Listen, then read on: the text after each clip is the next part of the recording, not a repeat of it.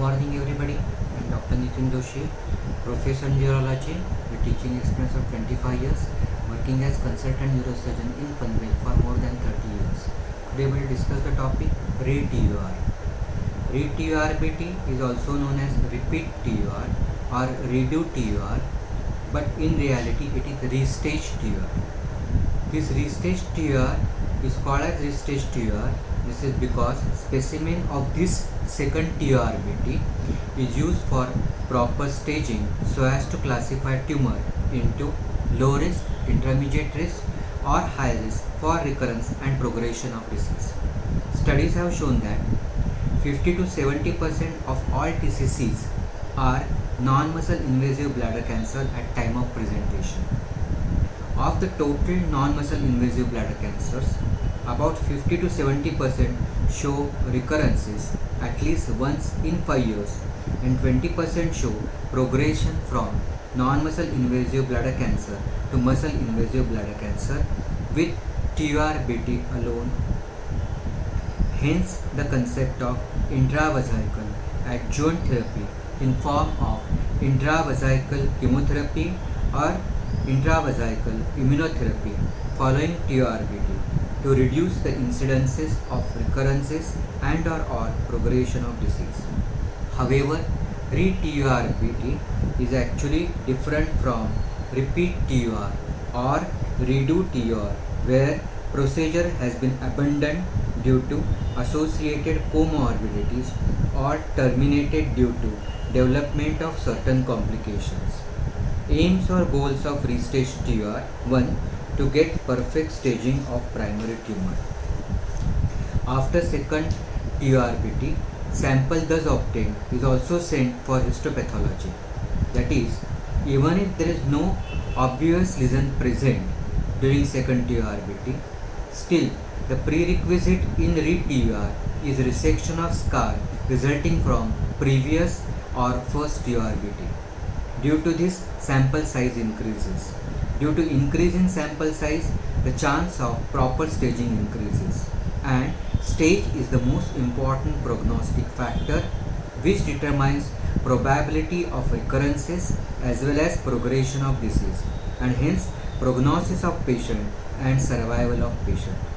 This proper staging after re-TUR helps to determine treatment protocol which is directed towards reducing the incidences of recurrences and progression of disease. After restage TUR, primary tumor is classified into low risk, intermediate risk and high risk for recurrences and progression of disease. Low risk for recurrence and progression of disease when there is a single tumor with size of tumor less than 3 cm to begin with, and on histopathology of this tumor it is low grade and TA, that is, lesion is limited to lining epithelium with no basement membrane involvement. Intermediate risk for recurrence and progression of disease when there are multiple tumors in bladder and size of tumor is more than 3 cm. The histopathology of this tumor is low grade and TA. High risk for recurrence and progression when on histopathology the grade of tumor is high grade TA, carcinoma in situ or any T1, that is low grade or high grade. T1 means lamina propria invasion by tumor. And the last factor for high risk is previous multiple recurrences. Depending upon this classification, as per guidelines, treatment of choice for low risk patient is TUR alone with perioperative single dose intravesical chemotherapy with mitomycin C and active surveillance. Treatment of choice for intermediate risk for recurrence and progression is TUR followed by intravesical adjuvant therapy with mitomycin C 40 mg weekly for 6 weeks. For intermediate risk patients, also some people advocate intravesical immunotherapy with BCG. The treatment of choice for high risk for progression and recurrence of the disease is TUR followed by intravesical adjuvant therapy with immunotherapy, that is intravesical BCG. Second, that is goal or aim of TUR is to achieve total complete thorough TUR. So the second goal or aim is to achieve total complete thorough TUR. Total complete thorough TUR means after TUR proper, taking wide and deep biopsies from edge and base of tumor, which is again sent separately for histopathology to confirm complete tumor-free state. This is because studies have shown that even after thorough first TUR, incidence of residual tumor after second TUR is found to be 20 to 30%, which is quite high. Studies have shown that when bladder is completely tumor-free, the effectiveness of intravesical adjuvant therapy with BCG increases. On the other hand, in presence of any residual tumor, efficacy of intravesical adjuvant therapy with BCG decreases. Also, this residual tumor is responsible for recurrences, progression from non-muscle to muscle-invasive bladder cancer, and thus fall in the prognosis of the patient. Indications for re-TUR. The most important indication for re-TUR is high-grade T1, that is lamina propria invasion, with no inclusion of muscularis propria in the specimen of first TUR. It is the most important indication. This is because in the setting of high-grade T1 lesion with no inclusion of muscularis propria, there is very high incidence of upstaging from T1 to T2 on re-TUR. That is progression from non-muscle invasive to muscle invasive bladder cancer, where intravesical BCG is not effective. Second indication is any T1, that is whether T1A, T1B or T1C, and also whether low grade T1 or high grade T1. In lamina propria, there is a very thin smooth layer called muscularis mucosa. When the invasion of lamina propria by tumor is in inner aspect of muscularis mucosa, it is T1A. When the invasion of tumor is up to muscularis mucosa, it is T1B. And when the invasion of the lamina propria by tumor is on outer aspect of muscularis mucosa, is T1C. Studies have shown that as the depth of invasion of lamina propria by tumor increases, the incidences of recurrences and progression of disease increases. Third indication of TUR is presence of carcinoma in situ in first TURBT specimen on histopathology. Studies have shown that carcinoma in situ is either already associated with muscle invasive bladder cancer or will progress to muscle invasive bladder cancer soon. Fourth indication is high grade TA. So whenever in first histopathology report there is presence of any high grade lesion, that is TA or T1, and any T1, that is T1A, T1B or T1C, and low grade T1 or high grade T1, the re-stage TUR is important. Fifth indication for re-TUR is presence of residual tumor.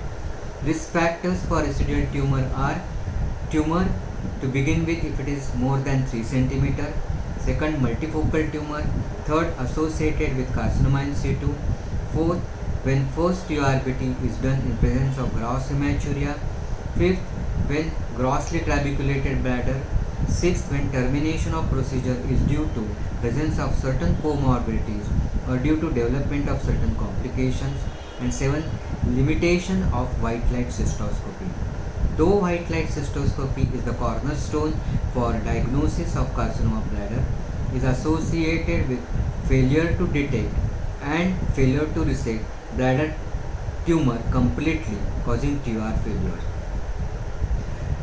TUR failure, that is early and multiple recurrences, which is due to failure to diagnose certain lesions and failure to eradicate the lesions completely. Prerequisites for re-TUR: 1. Evaluating the specimen of first TURBT in terms of grade of lesion, presence or absence of lamina propria invasion. If lamina propria invasion, depth of invasion of lamina propria by tumor, in any inclusion of muscularis propria in the biopsy, presence or absence of any lymphovascular invasion. During the procedure of TUR, one should evaluate the site of previous TURBT for presence of any obvious tumor. Second, any de novo regrowth. Third, any suspicious looking area, then biopsy of that suspicious looking area. Fourth, resection of scar resulting from previous TURBT is the most important prerequisite. This is because the tissue resected from previous scar is sent for histopathology for checking any presence of residual tumor or any upstaging. Timing of re-TUR. Till now, there is no consensus regarding timing of re-TUR.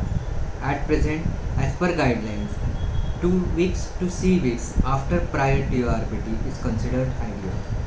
2 weeks period is for giving time to allow heal the site of previous resection. Since the most important prerequisite of re-TUR is resection of scar resulting from post TUR, so here one is resecting already thinned out bladder wall. Again, that too in the second TUR, prerequisite is deep and wide resection. So if re-TUR is performed earlier than 2 weeks, there is an increased chance of bladder perforation.